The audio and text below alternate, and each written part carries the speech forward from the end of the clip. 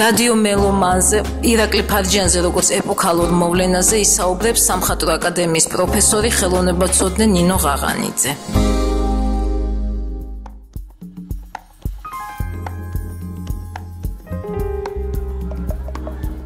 ირაკლი ფარჯიანი 80-იანელთა თაობის წარმომადგენელია და დღეს უკვე ის გარეშეა, რომ ეს თაობა ნამდვილად გამორჩეულია მე-20 საუკუნის ქართულ ხელოვნებაში.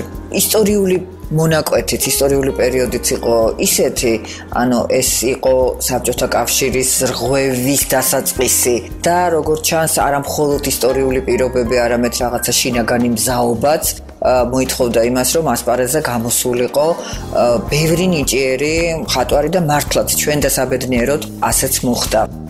ირაკლი ფარჯიანი, გია ბუხაძე, ლევან ჭოღოშვილი, სამივე ეს მხატვარი აბსოლუტურად განსხვავებული ხელწერის მქონეა, თუმცა არც ის არის ალბათ უკვე საკამათო, რომ სამივემ თავისი მხატვრული სამყარო შექმნა და ძალიან კაფეოდ გასარჩევი კვალი დატოვა ქართულ ხელოვნებაში.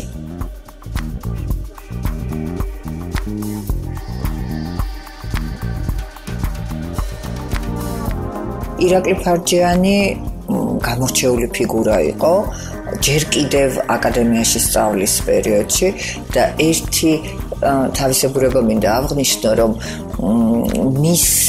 მისი გამოჩენა სამხატვრო ასპარეზზე, მისი გამოსვლა პრაქტიკულად არავის არ უტოვებდა ეჭვს იმაში, რომ ეს სრულიად ახალგაზრდა ადამიანი ძალიან დიდი მხატვარი იყო.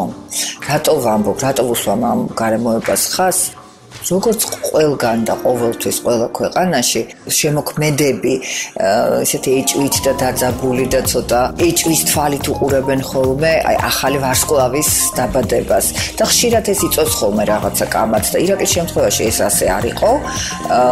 ყველასთვის ნათელი იყო როგორი მასშტაბის შემოქმედი დაიბადა, თუმცა რასაკვირველია ეს ავტომატურად მეორე მხრივ სულაც არ ნიშნავს იმას, რომ არასდროს არანაირი წინაღობა, ან თქვათ რაღაც დაბრკოლება და პრობლემა მას არ შექმნია. ეს ბუნებრივიც არის, იმიტომ რომ მისი ინტერესების სფერო იყო ძალიან ფართო. და მიუხედავად იმისა, რომ სულ 40 წლის გარდაიცვალა, ძალიან ახალგაზრდა, ძალიან დიდი მემკვიდრეობა დატოვა. დიდი არა მხოლოდ მხატვრული ღირებულების თვალსაზრისით, არამედ ძალიან დიდი დიაპაზონი იყო ჟანრულადაც, ინტერესების სფეროთიც, იმიტომ რომ აქ იყო ვთქვათ როგორც ჩვეულებრივი მე გულისხმობ საბჭოთა პერიოდის ქართული მხატვრობისთვის, თქვათ პორტრეტი ან ნატურმორტი და იმ პერიოდისთვის აბსოლუტურად უჩვეულო და მხოლოდ ერთეულებისთვის, ასე ვთქვათ, ხელმისაწვდომი, რელიგიური, ქრისტიანული თემატიკა. და მახსოვს, რომ მაშინ, როდესაც ირაკლიმ დაიწყო სახარების გადაწერა და მერე უბრალოდ გადაწერა დასურათება, მის სახელოსნოში კარი არ იხურებოდა და მოდიოდნენ ადამიანები, რომლებიც ამის დასათვალიერებლად მოდიოდნენ და ერთ ნაცნობს, როგორც წესი, 2-3 უცნობი მოყავდა.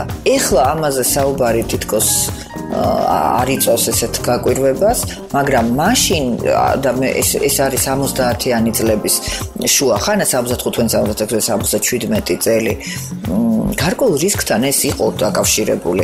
იმაზე რომ აღარაფერი ვთქვათ, რომ როდესაც მხატვარი ეხებოდა ასეთ თემატიკას, ასეთ სიუჟეტებს, ვთქვათ, სახარებას ასურათებდა, ან ვთქვათ, ხარებებს და ჯვარცმას ხატავდა, არ ვიცი, ქონდა კი იმედი იმისი, რომ მოესწრებოდა ამის, ვთქვათ, საჯაროდ გამოფენას. 70-იანი წლების შუა ხანაში ძნელი იყო ამის პროგნოზირება. თუმცა საბედნიეროდ ეს ასე არ მოხდა და უკვე 80-იანი წლების დასაწყისიდან შესაძლებელი გახდა, რომ ფართო საზოგადო არა მარტო ვიწრო რაღაცა წრეს ახლობლების ან დაინტერესებული ადამიანების, არამედ ფართო საზოგადოებას ენახა ამ თემატიკაზე შესრულებული მისი როგორც დაზგური მხატვრობის ნიმუშები, ასევე ეს დასურათებული სახარებები, თუმცა აქვე ისიც უნდა დავწინო, რომ დღემდე სახარებები გამოცემული არ არის.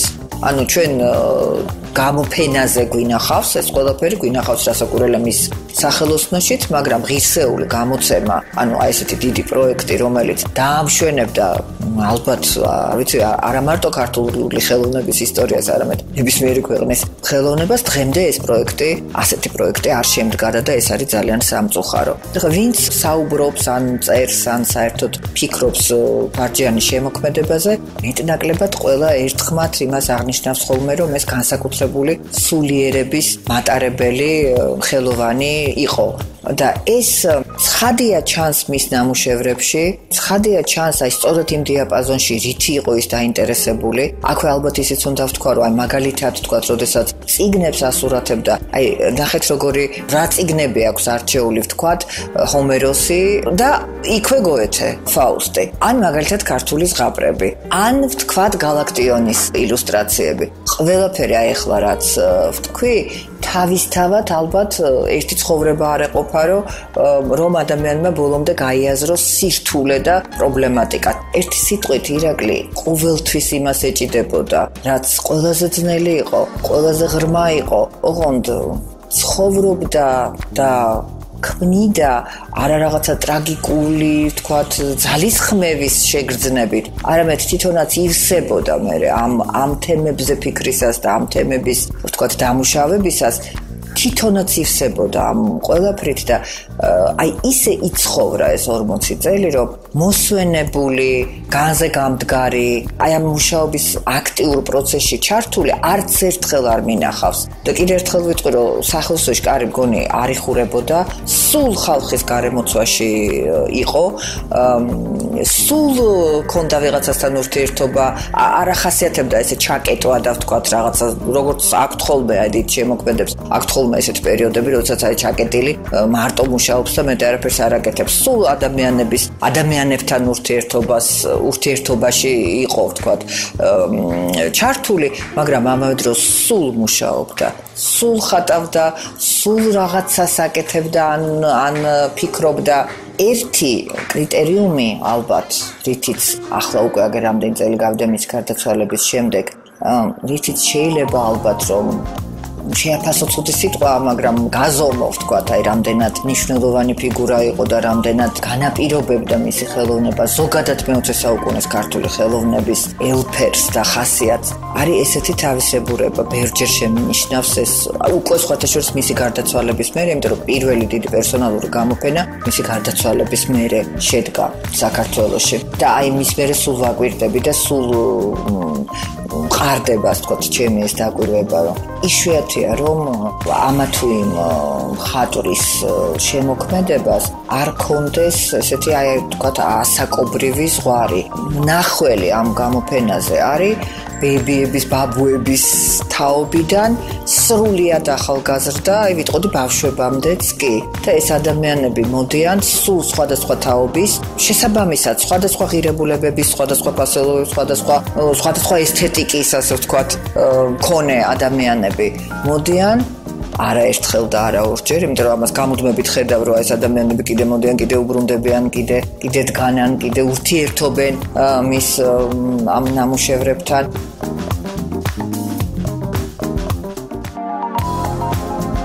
დღეს, როდესაც ხელოვნებაშიც და არა ხელოვნებაშიც, ცხოვრებაშიც რაღაცა ძალიან აჩქარებული ტემპია, ძალიან სწრაფად იქმნება რაღაცა სახელები, მეორე მხარე ამ ყველაფერს აქვს, მედლის, ასე ვთქვათ, მეორე მხარე არის ის, რომ ძალიან მალე გაზდის ყავლი აი ასეთ უცბად შექმნილ რაღაცა მხატვრულ მოვლენებს და ირაკლი ფარჯიანის შემთხვევაში სრულად საპირისპირო მოვლენას ვაკვირდები. ახალი თაობები მოდის, მაგალითად სამხატვრო აკადემიაში სტუდენტები, სრულად ახალგაზრდები, 18-20 წლის ნიჭიერი ახალგაზრდობა, რასაკვირველი არ იცნობდა მას და მათთვის ყოველ ჯერზე ეს არის აღმოჩენა, ეს არის ახალი სამყარო, რომელსაც ყავლი არ გაზდის, რომელიც არის თანადროული იმ პრობლემების და იმ ხატრული კალაპოტის, რომელშიც აი ეხლა მოედინება ამ ახალგაზრდების ცხოვრება, აი ძალიან მიხარია და ამიტომ ვთვლი, რომ აი ამ სხვადასხვა თაობის მაყურებლის შეუნელებელი ინტერესი ჩემთვის ერთ-ერთი ძალიან მყარი და ძალიან სანდო კრიტერიუმი არის მისი შემოქმედების შესაფასებლად.